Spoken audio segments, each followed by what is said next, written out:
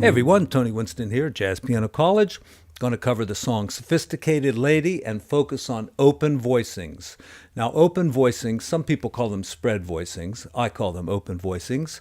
Folks call it a sling blade. I call it a kaiser blade. And what they are, suppose you have a C major seventh. You play every note like that. That's not an open voicing. That's a closed voicing. If we leave out some of the notes, we have an open voicing.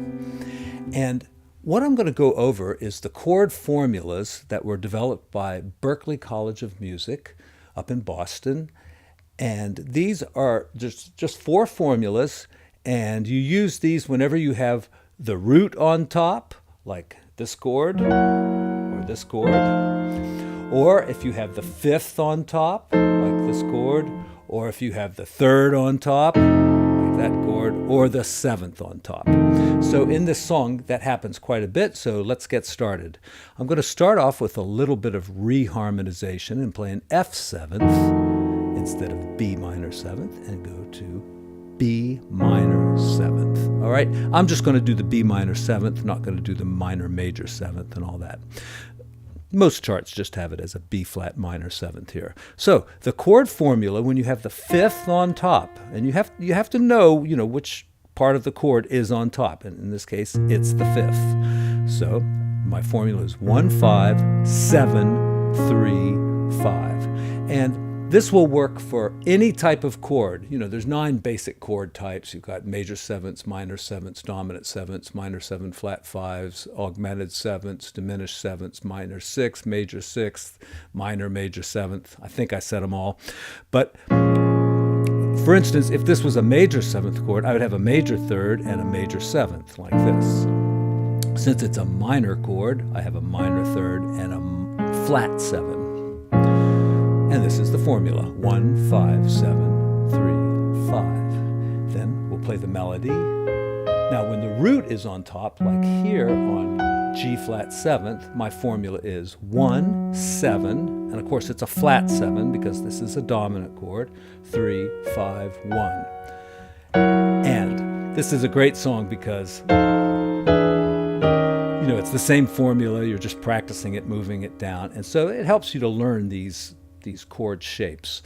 Now, one thing I'm not going to get into today is all the cool things you can do using these formulas as a starting point. For instance, right here, I could change the fifth to a 6th and call it a 13, because that really is what it is. And now I have a little bit richer of a chord.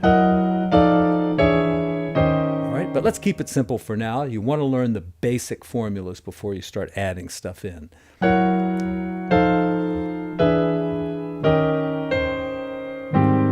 And here's the formula for major 7th on top, or any 7th on top, because it works for any kind of chord. So root 5th, 7, 3, 7. And there's different ways of practicing these. You can take them through the cycle like this. You can, move them up and down chromatically. And you could just practice them in any kind of random order. So here we are in A flat major 7th. Now, we have a dominant chord with the 5th on top.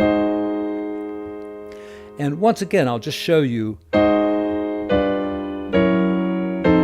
it moves chromatically, but from this structure, it's easy to add something like a 9th. Make a richer chord. But let's start with the basics.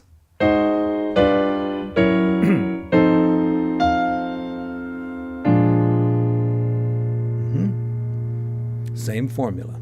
Now, here we get to a chord, B flat minor 7th, where our melody note is not part of the chord. It is an 11th, or you can think of it as a 4th also. So what do we do? Well, we could play a chord formula that's close with the 5th on top and just change the top note. So we could use this voicing. We could have also done 1, 5, 3, 7, 3. That's when you have the 3rd on top, and we'll change it again to the melody note. And I think that works for the melody pretty well too, if you can reach it. Now we have E flat 13, and it actually comes on beat 3, or we can play it on beat 3, and there's no melody note on beat 3. So we could use any kind of, any one of the formulas. Let's use the one with the 5th on top, and then play the melody note. And here's C minor, once again the 5th on top. So 1, 5, 7, 3, 5. Oops, that's an E flat. And then F7. Now the melody note is here, so I picked the formula that's closest and did that. Now in dominant chords, we often don't want to put the 5 in there. It gives the chord too much stability, and a dominant chord, is always leading someplace. So we could change that to a flat 13 or a 13. So that's the beauty of these 4-chord formulas. It gives you a good structure to work from. Now I'll play the A section again, the second half of the A section, and not talk about it this time.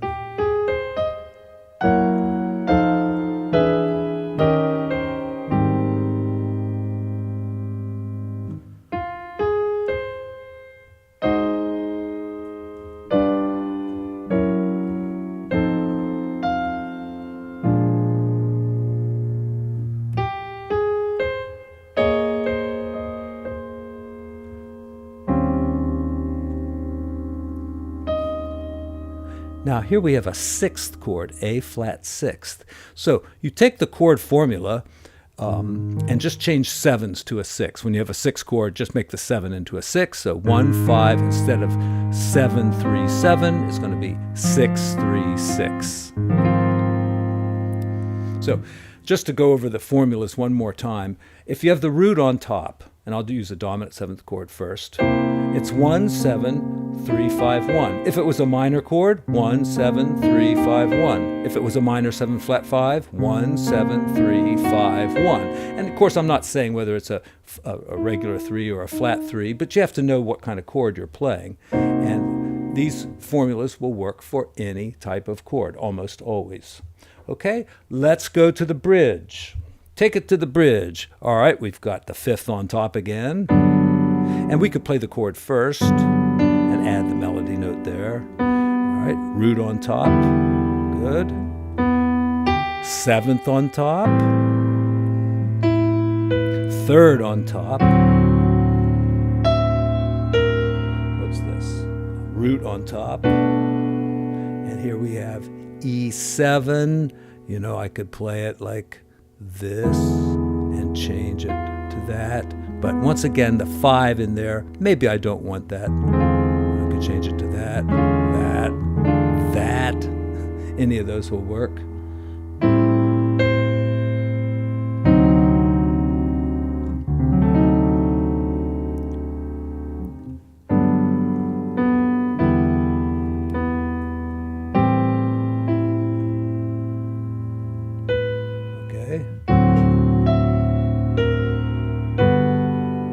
Now, they even work for diminished chords. The formulas will work for diminished chords. So here we have a B diminished 7th, and I can go root 5, 7, 3, 5, and there it is. All right, 5th on top here.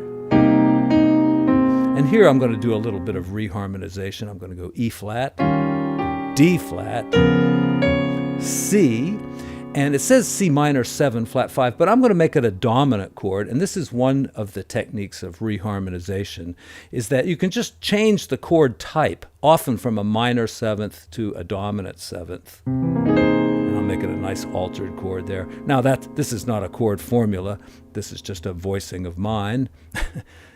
I can't claim ownership because everybody uses it, but I could do this. And then we're back to the A section.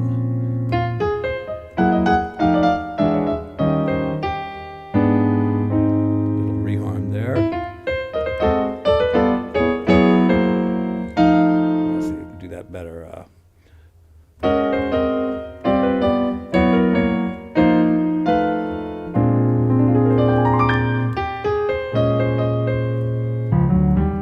Stole that from Chick Corea.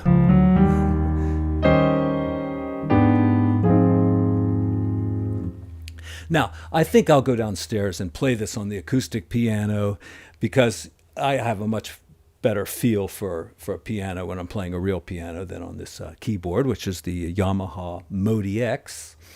And I will probably put that up on Patreon, because I didn't play the whole song all the way through because I don't want to lose my monetization on this video. So I'm going to put it up on Patreon, and you could probably go over there and take a look at it.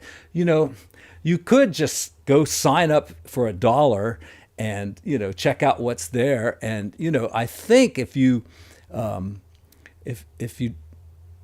stay until the first of the month, then they will charge you. But you could go on there and then